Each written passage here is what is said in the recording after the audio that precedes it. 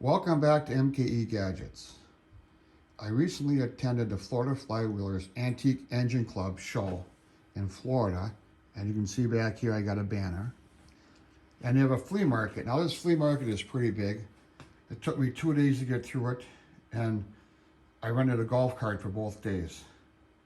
I bought a couple smaller items, and I went looking for a vise, and this is what I bought. Charles Parker, made in USA, and it's a number 954. I looked it over. There was no drilled holes or dents. They weren't hammering on it. The only problem is the handle. The handle's kind of bent. You know, when you get a vise, you always put a pipe over it. And I thought, well, today I'm going to remove my Wilton vise here, which I bought and has served me well. And I like this style vise because it doesn't have a swinging base. So I'm going to remove that vise, drill new holes into my table, and my table has quite a few holes. It's starting to look like Swiss cheese.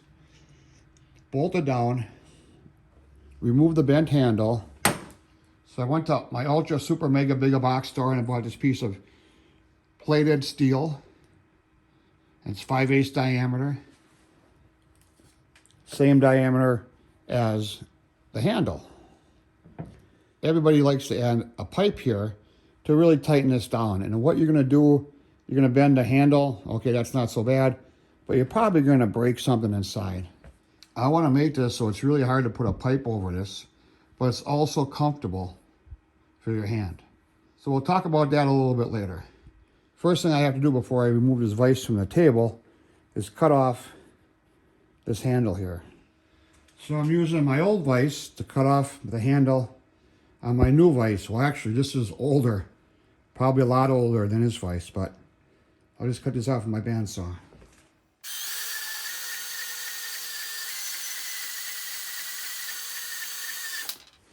So we'll take this out of here, and hopefully this comes out. Aha! And let's try the new one. And that slides in there real nice.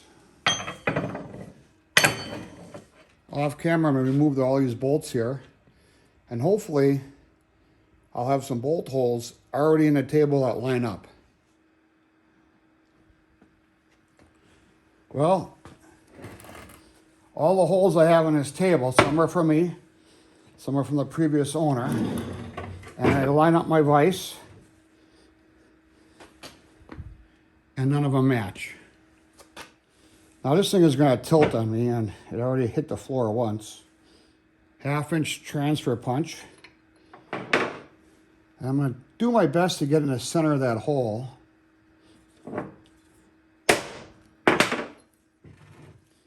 And I center punch it. Just do it once. Don't do it twice because you have 2 center punch marks and you won't know which one you want.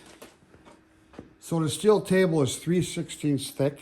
I have to drill 3 1/2-inch holes, and that's going to be hard to do. You don't want to use your cordless drill or even a quarter drill because your hands will get tired. For that, we're going to get out one of my latest acquisitions to the shop. So this is one of my newest tools, my Milwaukee mag drill. And it's like a miniature drill press. It's called a mag drill because it has a magnetic base on the bottom. So watch this. This is cool. Here's my center punch mark. Now with it free, you can see it's moving around. It's moving around with the mag off. Turn the magnetic on. Okay. This baby ain't going nowhere. I'm ready to drill.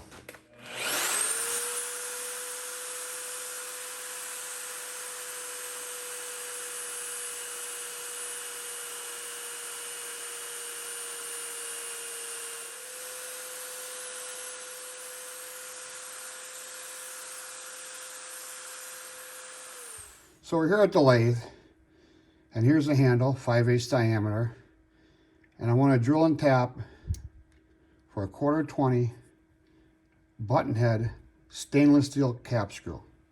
I'm using the button heads because I like the roundness of them. It's going to kind of match the roundness of the ball, but there's no sharp edges. Stainless steel, it won't rust, and it looks nice, and I got them. So we're going to face, center drill, drill, and tap.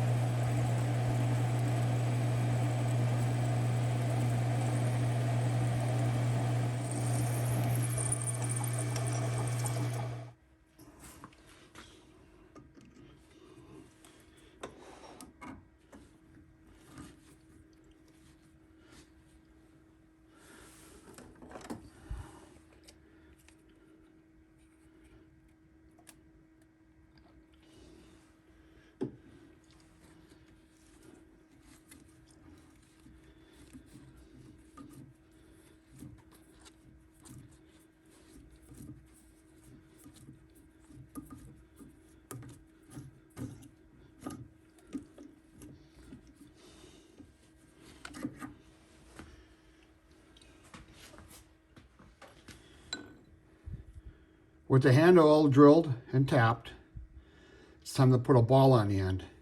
And for that, I'm going to use a golf ball. Now, before we get a lot of comments from all you golfers out there, these were given to me by a golfer who says they were used. He said they were used and no good.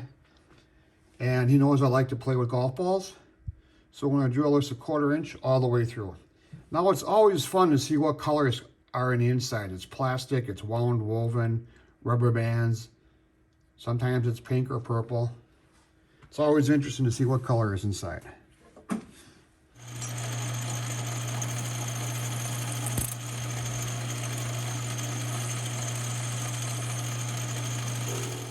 I have made various handles out of golf balls in the past, and I never had one like this squirt fluid on me and collapse. Maybe it's some new kind of ball, or maybe this ball was sitting on the bottom of a swamp someplace.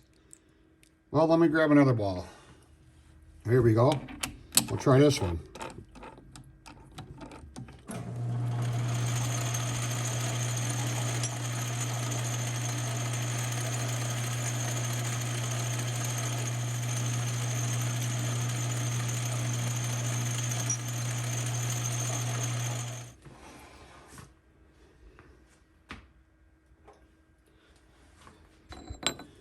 So this handle is 5/8 diameter. So the drill is 5/8 diameter.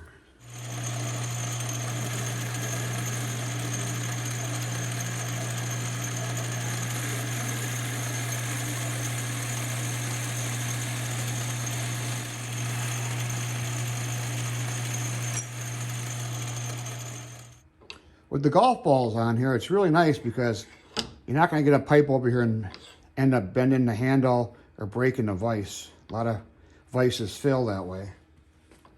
And if it falls, and when it falls, it doesn't make the real loud noise. And if you get your finger in there, it's not going to hurt as much as the regular vices. So this is Mkegadgets. Please support my video by subscribing. I'm trying to get to 1 million subscribers by the end of the year.